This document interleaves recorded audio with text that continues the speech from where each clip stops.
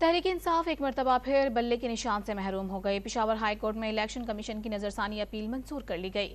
حکم امتناع ختم ہو گیا۔ انٹرا پارٹی انتخابات کالعدم قرار دیے جانے کے باعث بیرسٹر گوہر پارٹی چیئرمین نہیں رہے۔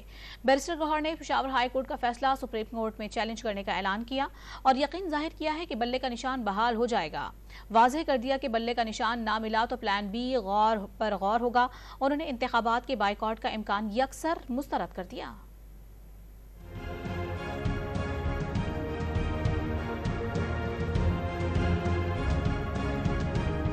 تحریک انصاف انتخابی میدان سے پھر آؤٹ، بلے کا نشان رہا نہ Gohar Khan party chairman. Peshawar high court نے P T I intra party انتخابات کیس میں الیکشن کمیشن کی نظر ثانی درخواست کا فیصلہ سنا دیا۔ الیکشن کمیشن کی اپیل پر پشاور ہائی کورٹ کا حکم امتناع ختم۔ تحریک انصاف کے پارٹی انتخابات خلاف ضابطہ قرار دے دیے گئے۔ دوران سماعت الیکشن کمیشن کے وکیل نے اعتراض کیا کہ انہیں سنے بغیر عدالت کی جانب سے حکم امتناع جاری کیا گیا۔ پی ٹی آئی کے وکیل نے دلائل دیے کہ الیکشن کمیشن کے پاس انٹرا پارٹی انتخابات کالعدم قرار دینے کا اختیار نہیں ہے۔ پشاور ہائی کورٹ نے محفوظ فیصلہ سناتے ہوئے الیکشن کمیشن کی درخواست منظور کر لی اور حکم امتناع واپس لے کر الیکشن کمیشن کا 22 دسمبر کا فیصلہ بحال کر دیا۔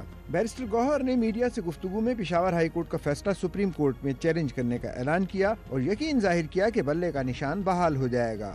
میں نہیں سمجھتا سپریم کورٹ کبھی بھی اس بات کو کنسیڈر کرے گی کہ الیکشن سے ہم سے جو الیکشن کا سمبل ہے وہ واپس لیا جائے۔ میں اتنا کبھی آپ کو کہہ سکتا ہوں کہ مجھے الحمدللہ more than 90% یقین ہے سپریم کورٹ ہمارا بلہ ریسٹور کروائے گی۔ واضح کر دیا کہ بلے کا نشان نہ ملا تو پلان بی پر غور ہوگا۔ انہوں نے انتخابات کے بائیکاٹ کا امکان مسترد کر دیا اور دعویٰ کیا کہ مخالفین تحریک انصاف کی انڈر 19 سے خوفزدہ ہیں۔